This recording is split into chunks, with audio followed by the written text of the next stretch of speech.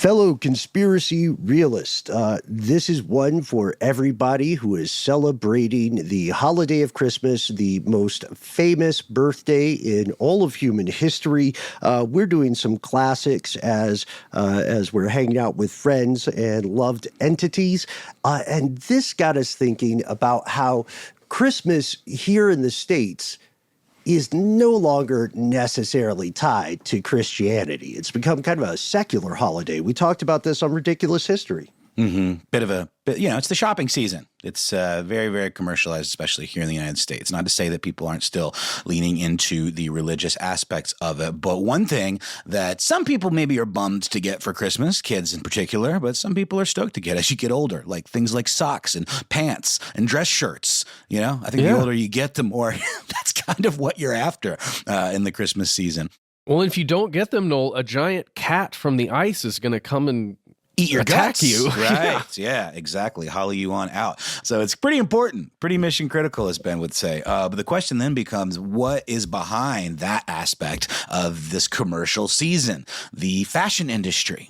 Oh, that's correct. If you are like most people, you wear clothing, whether you're a clothing enthusiast, clothes horse, as we said previously off air, or whether you're a macaroni, Yankee Doodle, or you're someone who says, "Ah, man, they won't let me into the store without pants." You probably have to wear clothing. It's okay. You can just wear like a nice pleated short.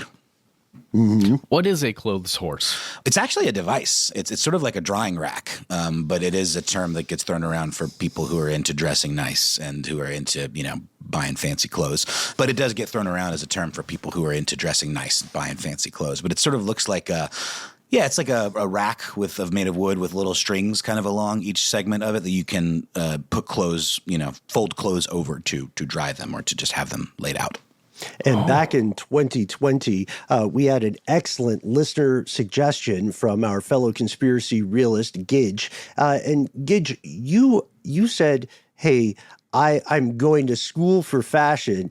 I'm learning about fast fashion, what is going on with clothing. It's one of the oldest pieces of human technology. It's a very popular gift for the humans, and it's also a multi-billion-dollar industry, which means it has not just one, but several dark sides. So as you're prepping with your elf on the shelf or your pink pig, or you're about to open some presents, we hope you join us for this classic series on the dark side of the loom. From UFOs to psychic powers and government conspiracies, history is riddled with unexplained events. You can turn back now or learn the stuff they don't want you to know. A production of iHeartRadio.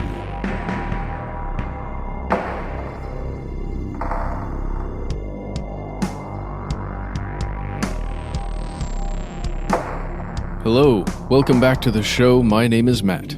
My name is Noel. They call me Ben. We are joined, as always, with our super producer, Paul Mission Control Decant. Most importantly, you are here, and that makes this stuff they don't want you to know. We're diving into a story that is going to be, in at least some respect, familiar to all of us. Like most of our best suggestions, this came from one of your fellow listeners, from Bridget B., who reached out to us via social media to ask about the dark side of the fashion industry.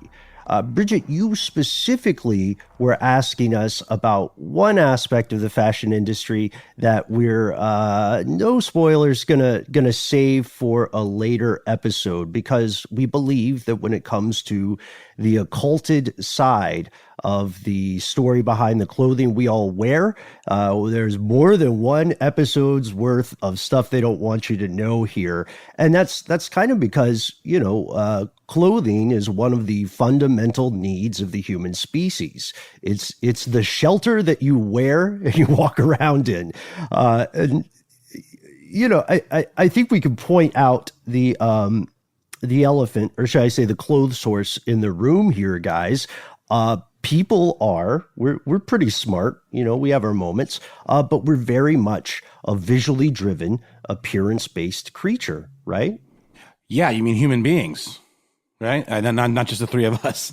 Right. I love the idea of us, the three of us, being a single creature. Like we form like Voltron, and we are a appearance-based creature. No, it's true. We are just like everyone else. I mean, it's funny considering the times that we're living in. I think people have maybe gotten a little less concerned with their appearances. You know, people are doing Zoom calls in like workout shorts and kind of mussed up hair and stuff. But yeah, in the before times, absolutely, appearance was everything. You know, you want to look smart and sharp when you go to a meeting or when you go out on the town, and that's what fashion is. It becomes like almost an extension of who we are as people. The idea that the clothes make the man or whatever.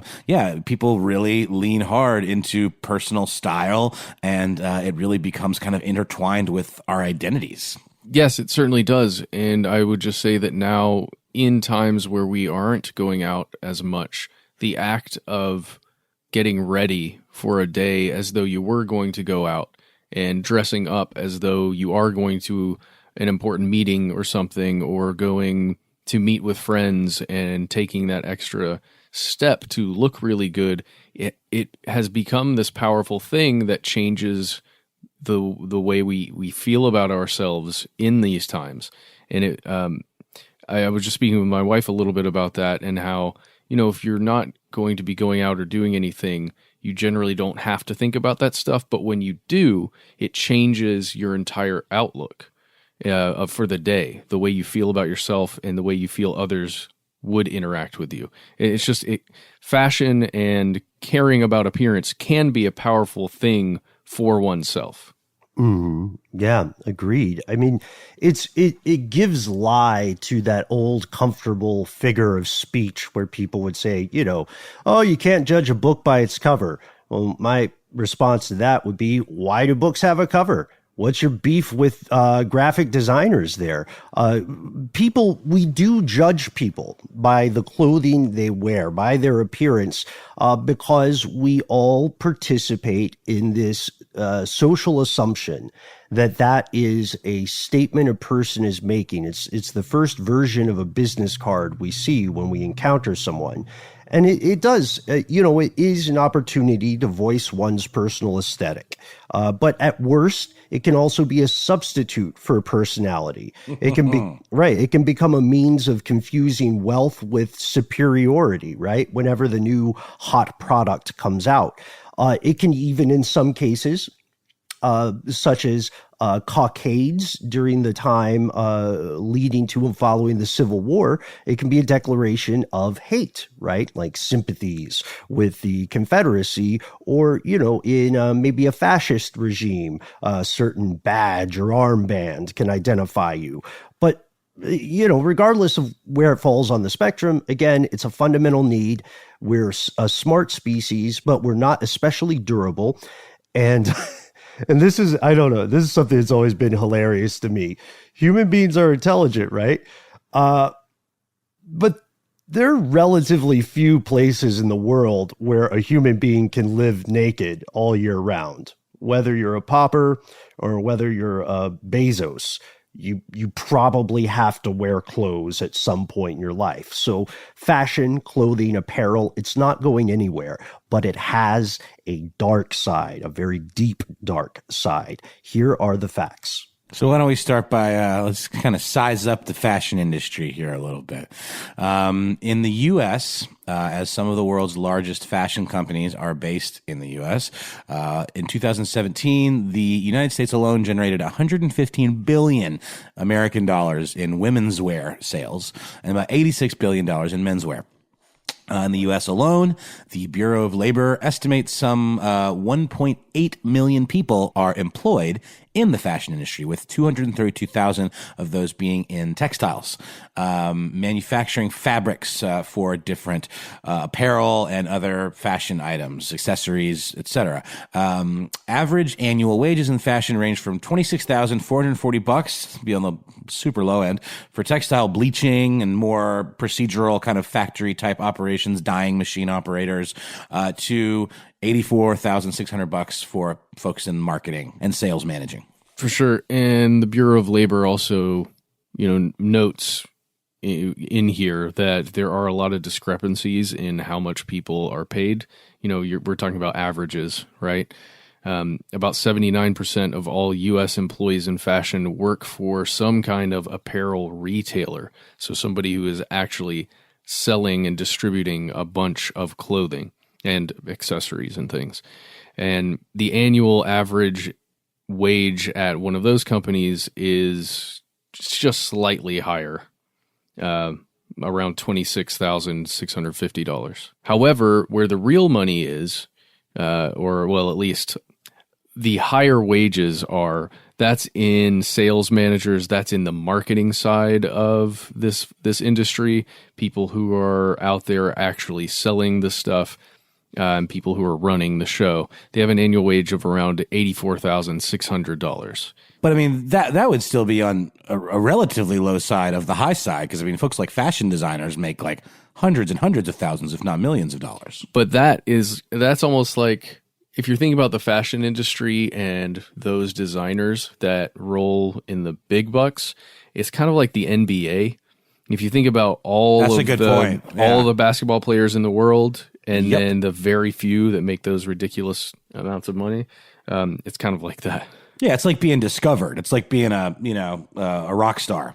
I mean, it really is, or a movie star or something. Yeah, to clarify, when we're talking about apparel retailers, we're talking about everything from a Target, where somebody might buy back to school clothes, to something more higher end, a boutique you would see at a shopping district or a mall. But yes, even with the rarefied air of guru designers aside, there's still market discrepancies here. Accountants and auditors, for instance, receive an annual average pay of just under $70,000. Buyers and purchasing agents get paid on average $56,500 a year, something like that. And again, in any industry of this size, averages are going to be a little bit misleading, because that clearly means there are people who make north of $100,000 as purchasing agents. So if we dive into the discrepancies here, we see that they only accelerate as we look at the macroeconomic picture. There are big, presumably well-dressed fish in this global pond. McKinsey, which is a super powerful, super opaque, probably kind of evil consulting firm that is a former employer of Pete Buttigieg, by the way. McKinsey estimated that 97% of the economic profits for the entire fashion industry are earned by a relatively small group of companies. Just 20 companies in the fashion industry earn 97% of the profits. And most of those 20 companies, as you might assume, are in what we would call the luxury segment. They're also the majority of those 20 companies, of that pantheon of profitable fashion. Most of them have been in the game for a while. 12 of those top 20 have been in that upper echelon for the past 10 years. And their names are probably, at least a few are very familiar to you, regardless of where you live. Yes, and a lot of the kind of longstanding leaders in the space include, among many others, Inditex. I don't know Inditex. I think that's how you would say Inditex, LVMH, and Nike. Which I know, Ben, you were a bit surprised by, which have more than doubled their economic profits over the past 10 years. And each of those companies racked up more than $2 billion in economic profit in 2017. And we got to remember too that clothes at the end of the day are one of those life necessities. They are designed to help us survive and be warm and stay dry. But we also want to wear things that we like, and we want to look cool while we're doing it. Let's go into some more of these companies, because we're talking about the ones we mentioned there: LVMH, Inditex, and Nike. At least $2 billion. Not too shabby, right? But jump over to The Gap. You know the commercials. You've seen the one near you, wherever you live, because there's probably one somewhere around you. It was the top-selling retailer. It had sales of around $16.5 billion.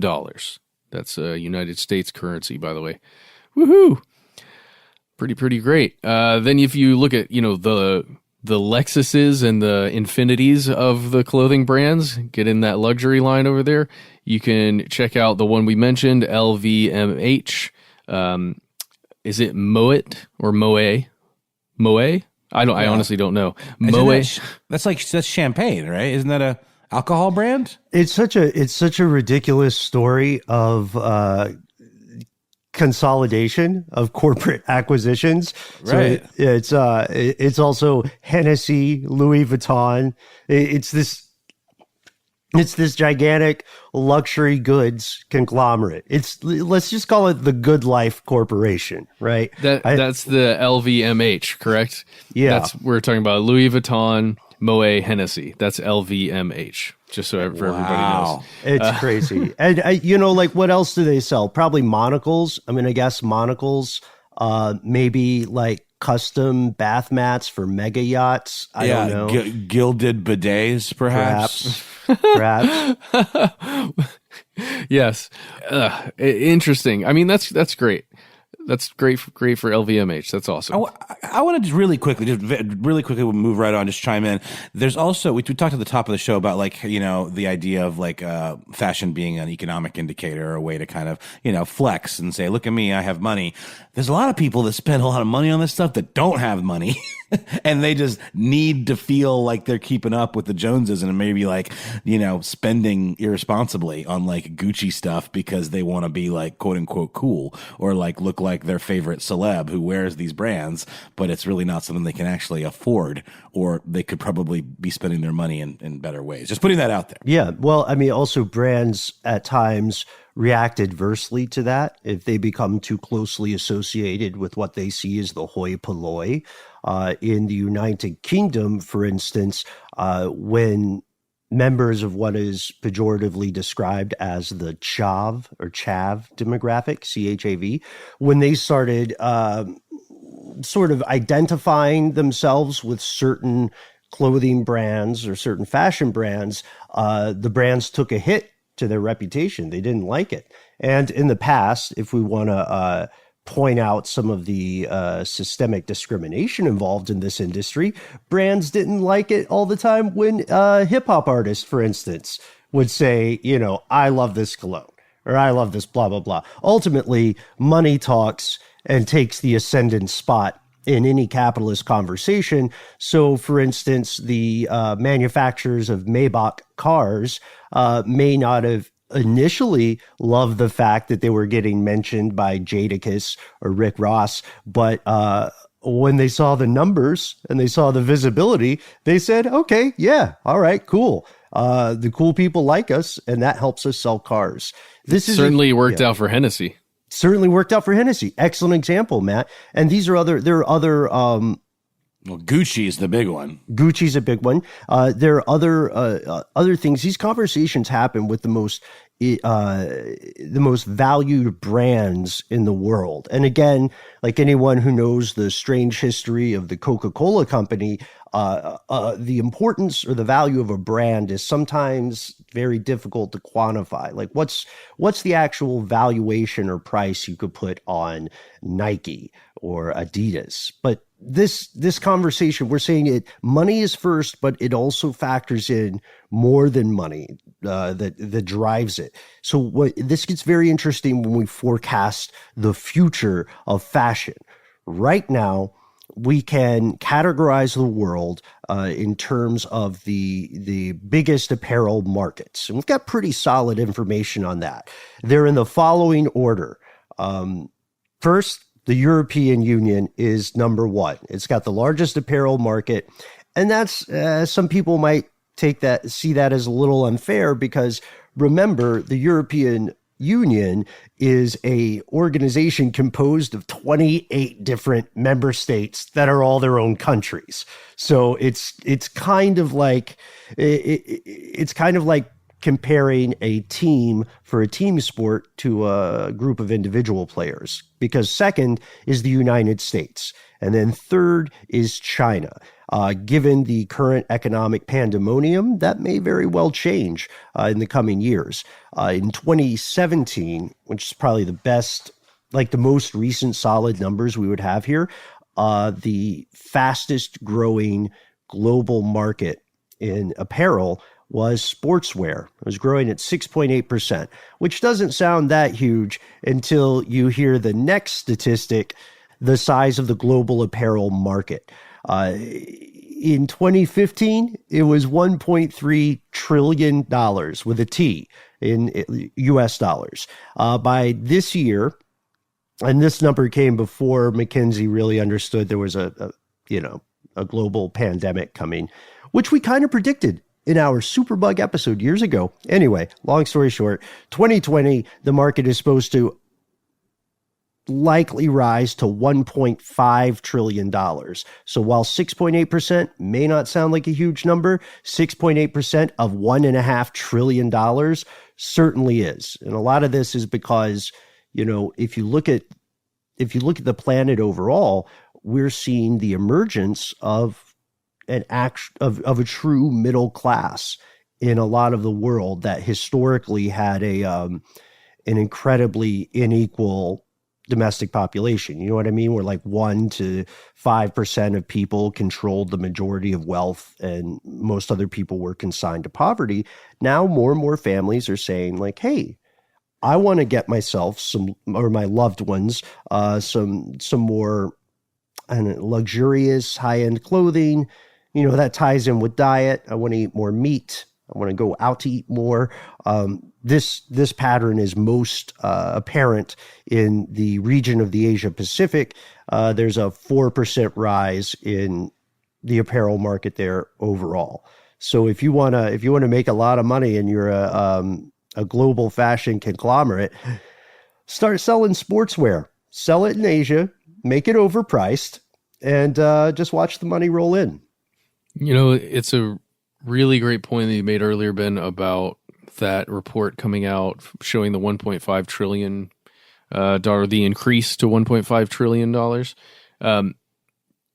It does feel as though the economic disruption from this pandemic globally in the fashion industry may not be fully felt for a little while, just because of, if you think about the way money flows in these from designing to manufacturing to the actual selling of these products, right? And it's being affected in the factories where these clothing, where clothing is being created. It's being affected in people not being able to go to a retail store, the retail stores closing themselves, all of the online shopping that is occurring, but lack or less of a need for a lot of the fashion items. So man, it's going to be pretty brutal, I think. But we just don't have those numbers yet because we're not in the future yet. However, the McKinsey State of Fashion made a report in 2019 that, I don't know, seemed to be looking forward to 2020 with some serious prescience. We've got some quotes here. We predict that 2019 will be a year shaped by consumer shifts linked to technology, social causes, and trust issues. Alongside, I love this idea of trust issues, alongside the potential disruption from geopolitical and macroeconomic events. Let's unpack that. That's a lot going on in that. Trust issues? Potential disruption, indeed. Yeah, that's the thing. You don't have to think McKinsey is necessarily heroic to admit that there's pretty good research here. This report is necessarily vague because they're trying to prognosticate a little bit, and they're at this point they weren't able to say this specific chain of events will occur, but trust issues, they're clearly describing what is occurring in the U.S. and abroad today. I mean, look, it's July 17th as we record this. The Kingdom of Iran is going into an internet blackout due to protests that are sweeping the country. You might have read about it on Reddit. Maybe. But there's so much happening. People do trust their governments less because it's not because it's not entirely due to foreign disinfo campaigns. It's also because the average voter knows more about how the sausage is made, and it's a gross, disturbing story. So McKinsey knew. That's so crazy. They knew in 2019 what would happen. I can't wait to read their 2020 report. If we're all still a little light reading there for you. Yeah. It's just a blank page. It says 2021. It's just emoji. It's just like in all bold caps, we're Mm-hmm. Yeah. Yeah. And the report also, it mentions it in that quotation there, but the report also examines the role of technology in a couple ways that matter for this episode.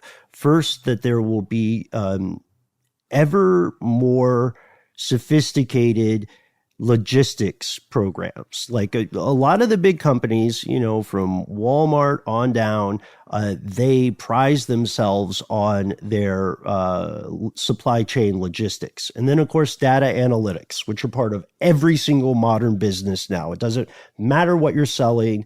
You want to know everything about the person buying it. And then waste reduction efforts. Waste is a huge problem in the fashion industry, which we'll explore in a later episode probably. And then really stuff that sounds very utopian and Jetson sci-fi level here, like drone delivery.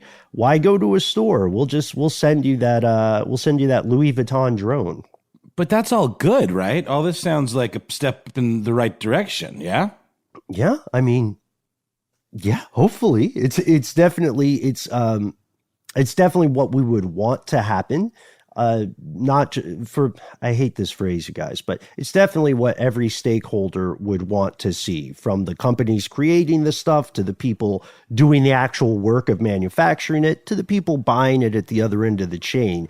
The report also lists the growing demand for sustainability, and this part, greater interest in transparency in supply chains, along with a growing desire for those established brands, those Nikes, those Adidas, and so on, to participate in some way in political matters, which might be surprising to some of our fellow listeners because, the factions of traditional media will sometimes or in the past, they would give fashion brands some heat. They would give them some smoke if they said, we support one movement or another. I'm not going to say, I'm not saying it's going to go as far as like, we at Nike support regime change in Iran or something like that, because that won't help them sell shoes. As soon as it helps them sell something, they care, right? When there was an opportunity to affect, the second quarter profits by performatively allying oneself with a cause du jour, then of course they're all in. That's money. You know what I mean? Just do it. Sorry. Well, yeah. I mean, when the zeitgeist turns with a large enough majority of the public opinion, right? That's when it happens. That's when you can see every company coming out with some kind of support for a movement. And we've seen it pretty recently happening. Companies that you may not expect to see that from. Mm-hmm. And it's that old saying, at the heart of every great fortune lays some sort of crime. No, honestly, that's a little bit of a broad brush statement. Some people and some institutions accumulate wealth because they do a good job. It doesn't necessarily mean they broke the law or social mores or taboos, but that doesn't make the statement entirely untrue. Unless you've been living some sort of troglodytic existence and you never watch the news and you've only worn clothes that you made yourself, the odds are you have heard about the ongoing concerns regarding the dark side of the fashion industry. It's very true. Just to jump back really quickly to that concept of a great fortune constituting at some point probably some kind of crime or a crime at the heart of something like that. We've talked about it at length before in this show, but just to reiterate, the concept here is that a great fortune generally is not something that is built within a couple of years. It takes time to build money up, and then that money continues to accrue more money, and it grows and grows and grows. The concept there is that if you go back far enough with something that would be considered a great fortune, there's probably some act or some process within, creating a product or pulling something out of the ground, like a natural resource, where there was something terrible that happened to other people in order for that fortune to be generated. That's all we're saying. Oh, yeah. Like the Kennedy dynasty, a political dynasty here in the U.S. Pretty solid evidence that they got their start in bootlegging and then later sort of diversified into politics. Yeah, and that's not to say that bootlegging was the absolute worst crime ever, but it was certainly illegal at the time when it was being done. And real quick, I think we buried the lead here. Troglodytic? That's finally. Amazing word, Ben. Finally. We didn't write it, but yeah, it just living like a troglodyte. It means cave dweller. It's just like it's the fancy version of cave dweller. It's the overpriced upmarket fashion version of cave dweller. Love it.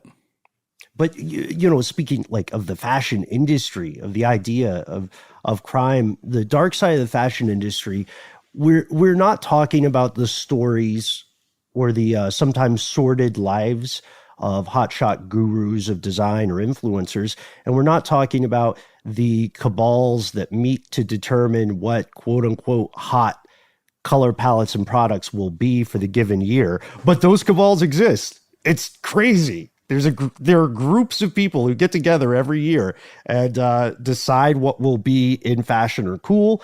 And when they do it, part of their process is to try to make it seem like everyone just organically agreed, which is ridiculous. I wonder if that happens in other industries. I hope it happens in other industries.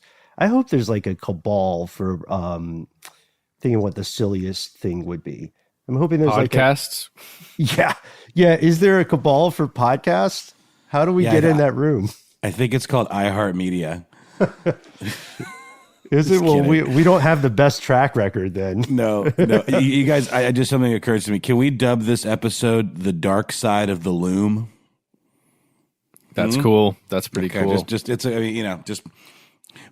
submitted for your approval. And things are about to get dark. These harrowing tales of the people actually making the clothes, the ones actually operating these looms, these massive machines, creating the fabric, the stories that get kind of filed away in some back room, or some step along the way of this absurdly clandestine, meandering supply chain from the factory to the fashion show, the runway, to the retail rack, or you got your high street boutiques in London. I love the idea of the high street. I've never been, but I always think of it as being like an elevation thing. Like the high street is literally like somehow higher than the other streets, but that's not true. They just call it the high street because it's just like a main street in the United States. So what's the secret story behind all of this stuff? And we'll tell you right after a quick word from our sponsor. Pretty sure it's a high-end fashion retailer.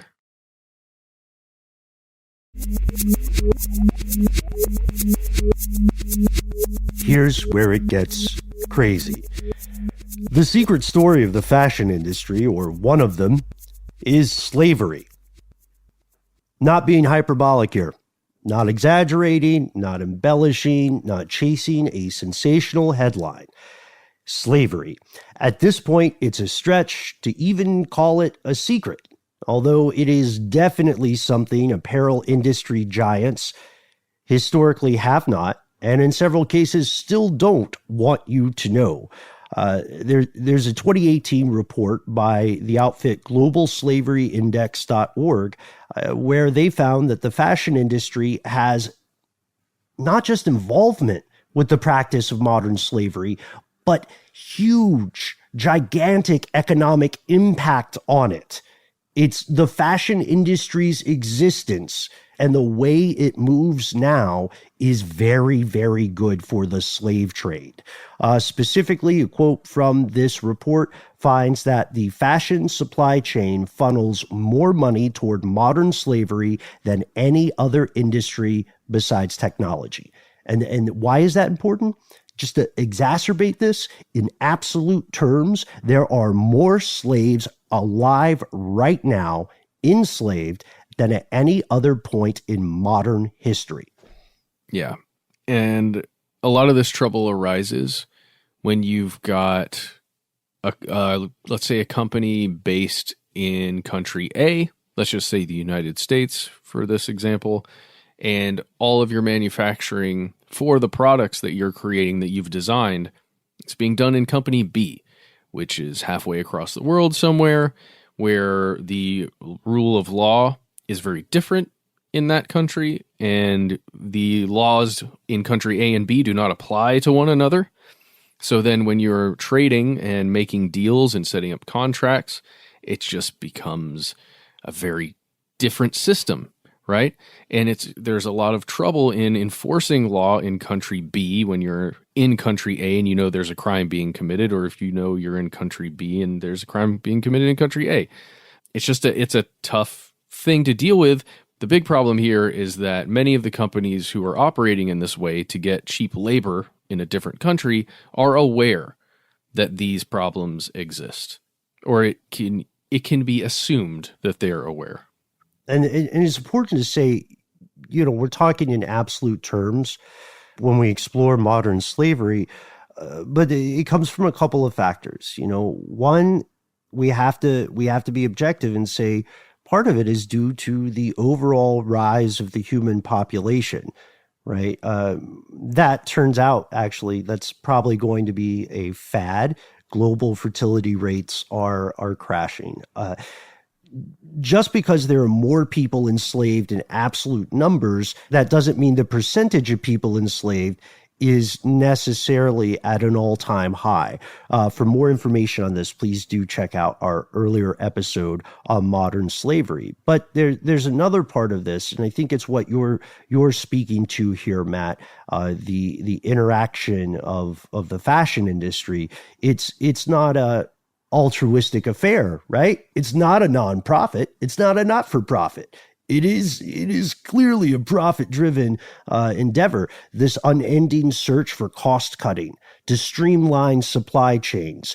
These are the kind of things that could be considered sort of the Star Trek-like continuing mission of these global enterprises. I'm the Captain Kirk of inappropriate jokes over here. And we don't know how many slaves exist, right? Like, that's terrifying. We don't really know. Yes, we do not know the exact numbers, but we do have some estimates that we can point to here, and it's harrowing stuff. It's estimated there are probably somewhere around 27 to 30 million people who are enslaved right now.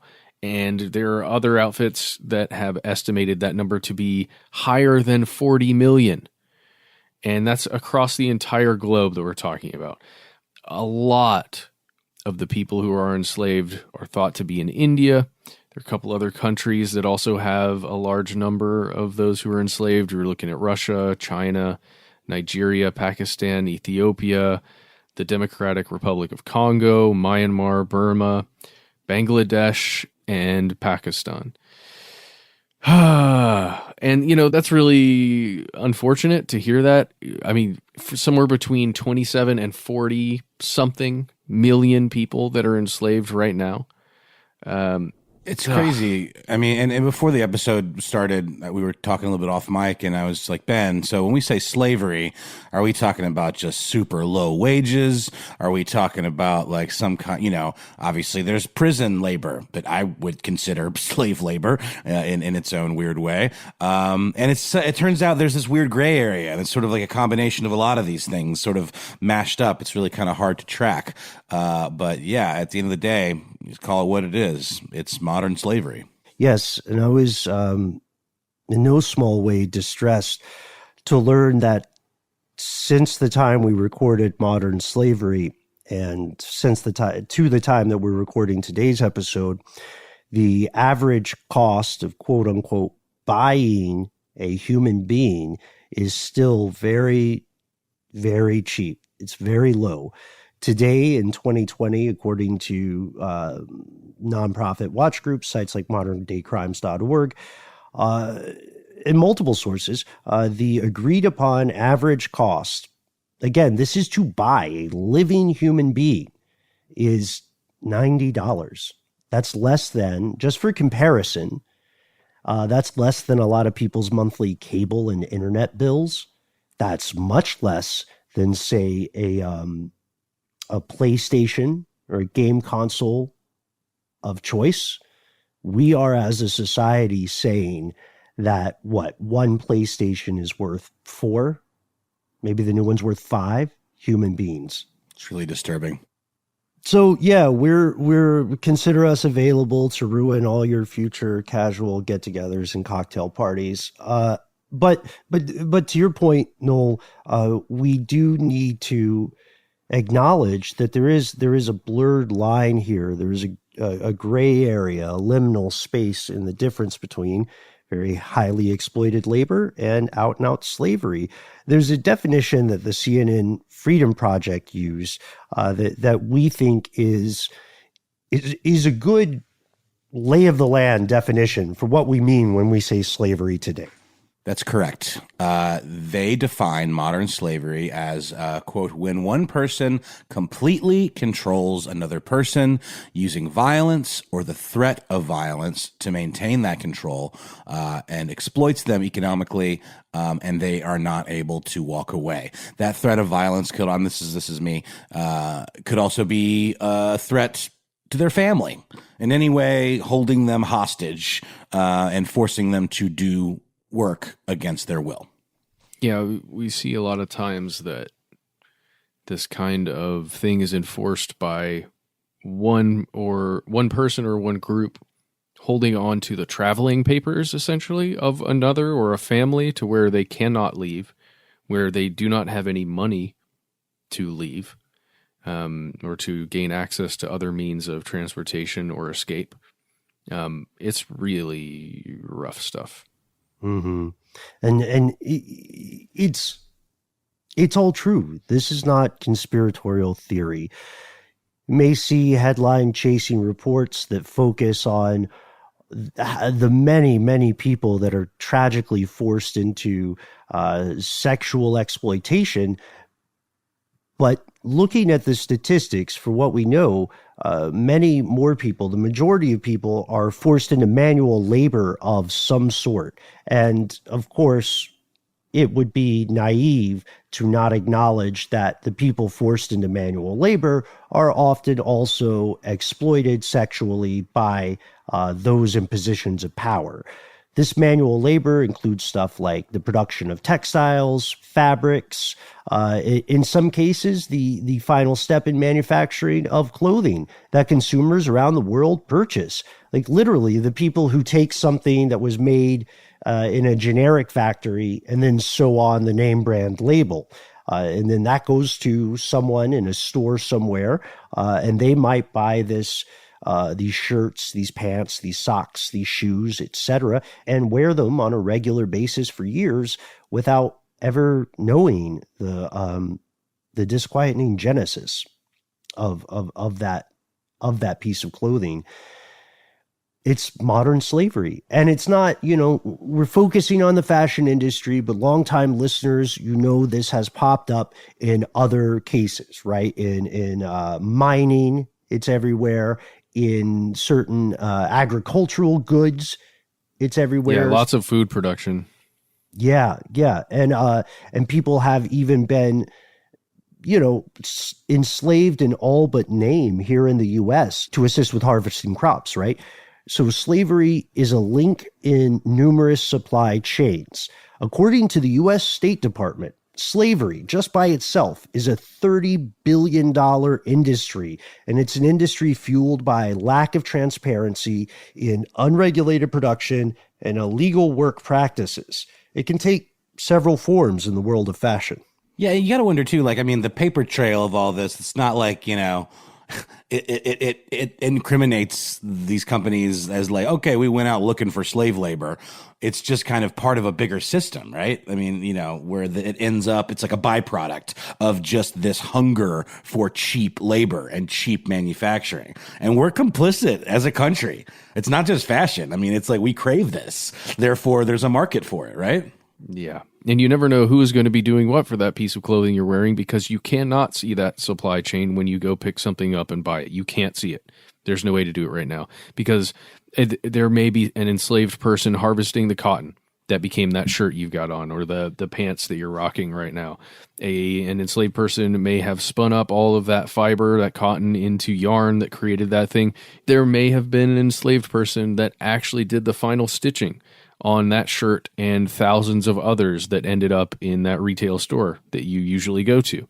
And it's going to be really tough for you to prove that that's happening, or to look at a label in some way and figure out if that was if that happened at some point along the way. Ben, is this the same kind of stuff that we used to hear referred to as sweatshops back in the day? Yeah. Sweatshops can straddle the line there.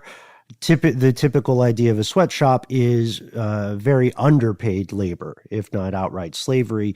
But to go back to that idea of the liminal space, you could say that the fashion industry walks a fine line between slavery and exploited labor. You could say I guess you could say, if you want to be cutesy about it, that they thread the needle. The thing here is, you know, the problem of enforcement. What is legal or accepted in one country, such as a very low wage or very long working hours in unsafe conditions, might be illegal in the country where the ultimate end product is purchased, right? So this means that you can circumvent laws, because remember, corporations nowadays are often more powerful than states or governments. We're moving through that evolution of ultimate social power here. Most of the interactions between fashion industry and modern slavery come from, as we said, global supply chains, and slave labor sort of infiltrates that fashion industry in myriad ways in the supply chain, like the different ways, the different avenues you mentioned, Matt. This also goes into underage labor, child slavery. Imagine if you're a kid born in extremely disadvantaged circumstances, you and your parents get an offer for a gig that pays pretty well, and you think, well, higher education is not a possibility for me. I have to find a job to support my family. Like in very real terms, I have to be able to buy food or medicine. So I'll take this job. I'll travel to this factory. They say they're going to give me an education as well. This will be a step up in life for me. But then you're in coerced factory labor, and you are kept in debt bondage. Debt bondage is something that's going to be familiar to many people because it takes many forms. This is an explicit form of debt bondage, but you could also say debt bondage is a way of an employer bilking an employee out of compensation by adding a bunch of incurred costs, right, that they quote unquote recoup before the person doing the actual work sees a penny. This will be familiar to any musician who has ever worked with a record label, right? That you could make a pretty strong argument that something similar happens with a lot of, especially historically, a lot of recording agreements, right? You get the money deducted for studio. I mean, how does that work, Matt? Oh man, I don't know. I've never actually worked with a label before. But yeah, it's just anyone attempting to keep you on the hook for a debt that you owe by adding more and more to that debt. It's a story that we've heard more and more about over the past 10 years or so with regards to human trafficking, when someone pays or needs to pay a group several $1,000s, let's say, to be moved from one country to another country, and they have to do it secretly. When the people arrive in the destination country, the people that brought them there say, well, yeah, you still owe us this money. How are you going to pay us back that money? You have no money. And then that group would then force them to do things such as labor and other terrible things in order to pay off that debt. But of course, it's accruing interest, so you never really are able to get out of debt, and you just are essentially stuck in bondage. Yeah. And if we look at that 2018 report mentioned by Global Slavery Index, $1.27 billion worth of garments were at least what they phrase as at risk of including modern slavery in their supply chain. They're imported annually by the G20. That's the group of nations that accounts for 80% of the world trade in this industry. If we look at the demographics from what we know of people who are laboring in bondage or slavery, 71% of the population are thought to be women. So the question, what are people doing to try and stop this? The kind of good news is they're trying to do some things. We'll tell you more after a word from our sponsor.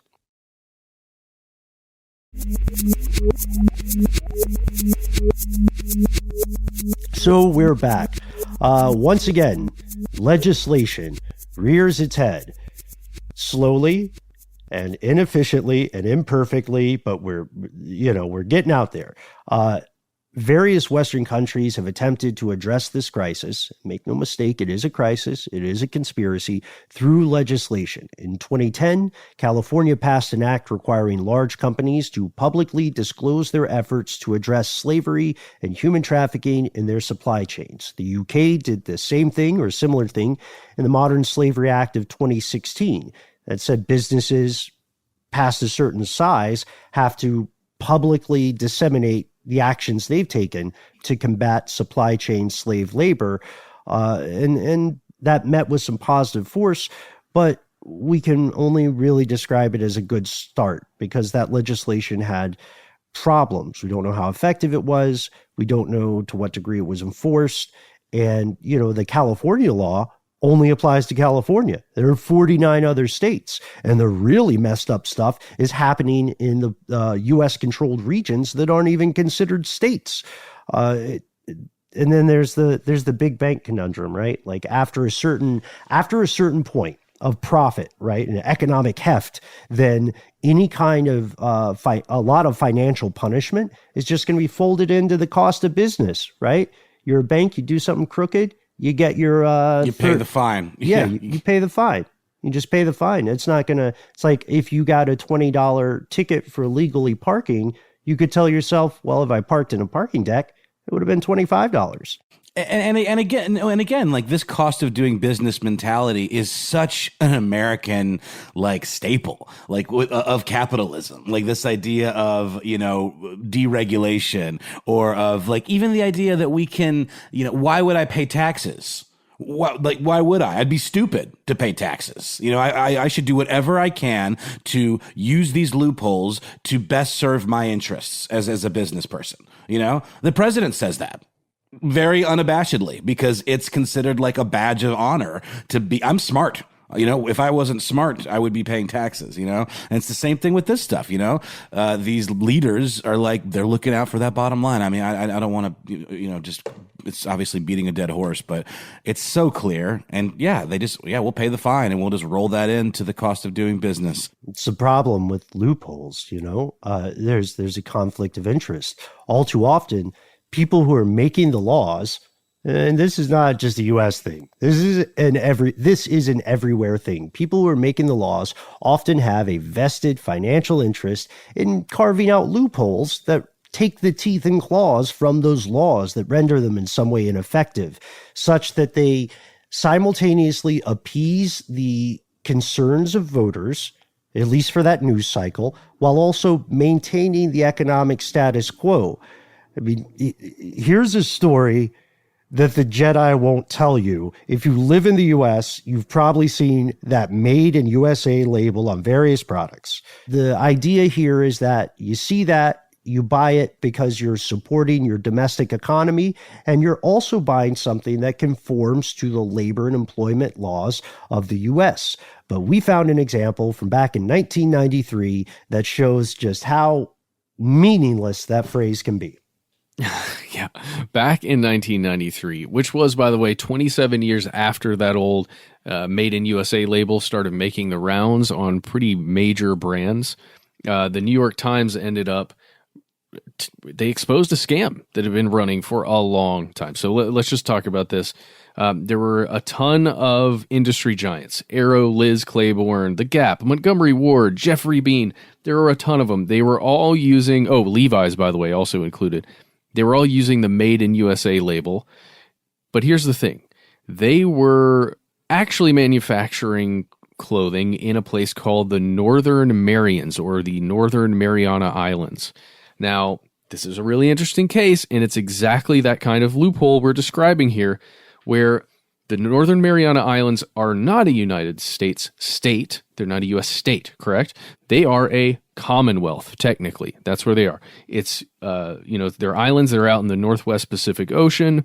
And the problem here is that in this commonwealth, the same rules don't necessarily apply that if you were a citizen of the United States. It's a weird, again, a loophole situation where there are some similarities, but it's not the same thing. The workers there in the Northern Mariana Islands, they were often migrant laborers from other countries, specifically from the Philippines and China and other Asian region countries. They would live on site at these factories where manufacturing was occurring. They were living in dormitories that were just terrible. They were working ridiculously long days, and they were making $2.15 an hour, which was almost exactly half of the guaranteed federal wage that the United States would give to anyone working at that time in 1993. It's really crazy. The worst part is that if those factory workers spoke up, guess what would happen? Yeah, unfortunately, we don't have to guess because we have stories from the people who survived this experience. They were booted off the project. They were shipped back to their country of origin. And additionally, the wages they were due were confiscated. So I think that's an example of the liminal space between exploitation of labor and slavery, because you had someone who was able to hold that over you. If you complain, we're just not going to pay you. And in 1993, at the time of that expose, clothing from the Northern Marianas only made up about 1% of the $29 billion in clothing imported into the U.S., but it accounted for up to 20% of the clothing sold worldwide by some large American companies. And now you have to think, if you're the average U.S. customer in 1993, how in the hell are you going to be aware of that? How are you going to know? How are you going to know? And while we're being fair, in many cases, especially in the past, it's not as if these companies all got together and pulled some sort of Monty Burns thing, steepling their fingers and yes, support the slave trade. No, because the complex supply chains here make it possible, plausible, in some cases, even probable, that many companies genuinely were unaware of their complicit participation in slavery. They see that they get a great price on cotton, right, and sign a several-year contract for that. And then that goes to a different company that has a factory where the cotton is processed. They sign a contract for that. And then that goes to a different company, and so on and so on and so on until it gets to a store. They didn't do due diligence, and performing due diligence on every aspect of a supply chain has to be, if we're considering financial punishment for breaking the law, a cost of doing business, then due diligence should logically also be a cost of business going forward. Will that make clothing more expensive? I mean, yeah, probably. I would imagine. Yeah, no, I felt like maybe I was misusing this term when I've used it in the past, but I just looked it up and I think it applies. The idea of the banality of evil. There's a philosopher named Arendt who referred to the Nazi war criminal Eichmann as being an example of the banality of evil, that he wasn't inherently evil, but just shallow and clueless. And that's kind of what this all is. These corporations, maybe they're not inherently evil, but they just don't care enough to like know what's going on. And it's just a byproduct of like the whole capitalist system that, just a couple of bad apples, right? This is sure, there might be a little slavery in there, but it's mainly fine. So who cares, right? People like problems that are removed. I mean, on the other hand of that point, right? Yes, this will probably make clothing more expensive. You can buy sourced clothing that is described as sustainable in terms of impact on the environment, in terms of their wage and employment practices. And yeah, it tends to be more expensive. But on the other side of the coin, since we're talking about money, on the other side of the figurative coin here, do you want to live in a world where you in some way are supporting the enslavement of human beings because you save 5 to 15 or whatever bucks at the register?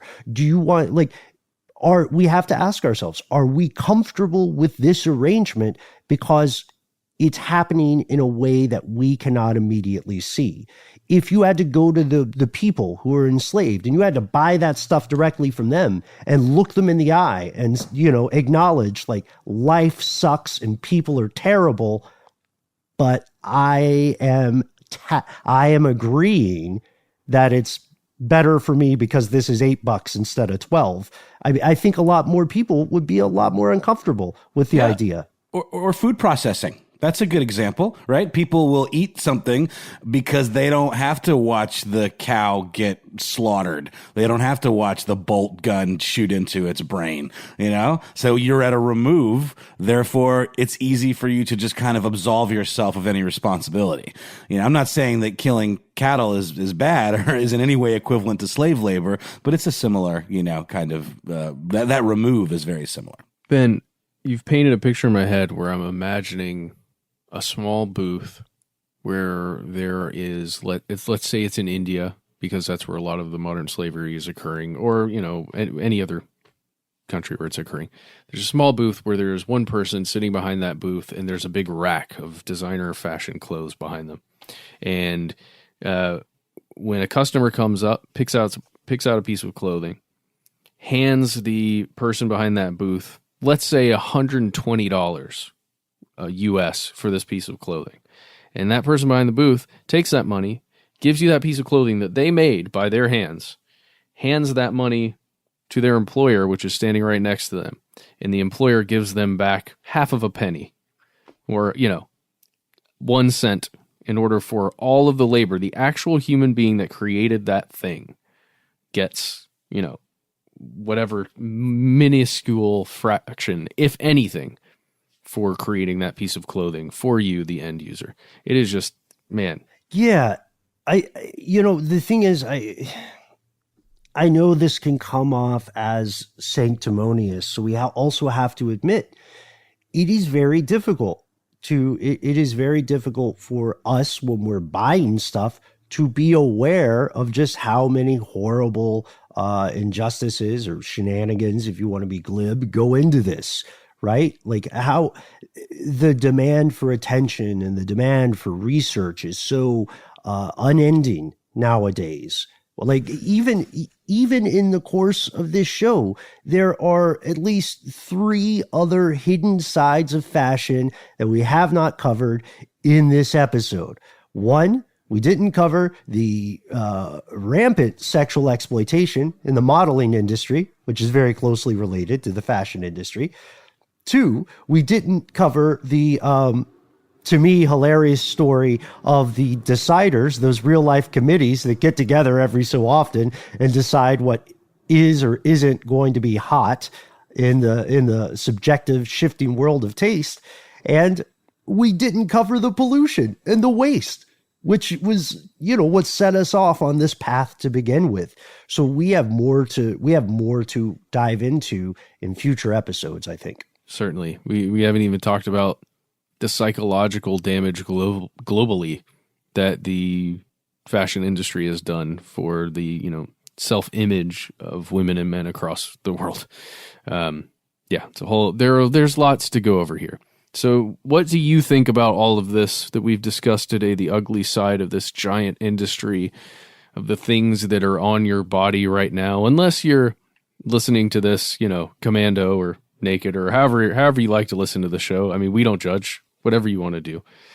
What steps can be taken, do you think, to actually stop some of this? Not to, have some kind of loophole legislation out there, but what can actually be done to change this whole thing?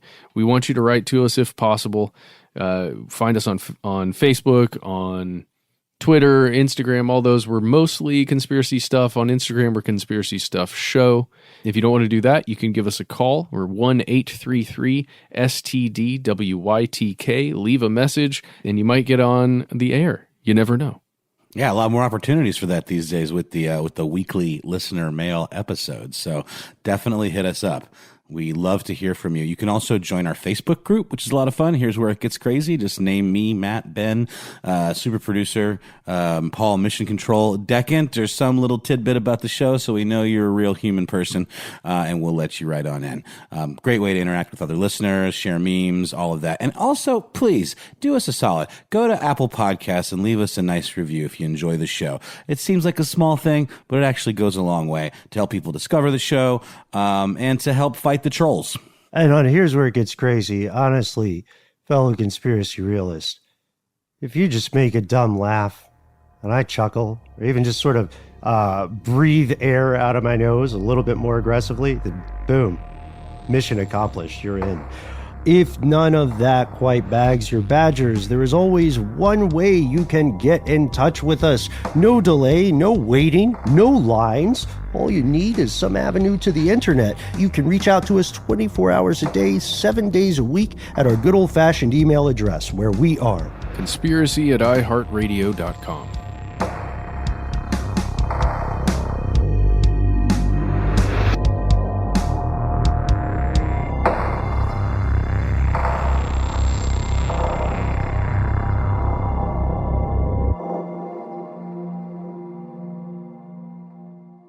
Stuff They Don't Want You to Know is a production of iHeartRadio. For more podcasts from iHeartRadio, visit the iHeartRadio app, Apple Podcasts, or wherever you listen to your favorite shows.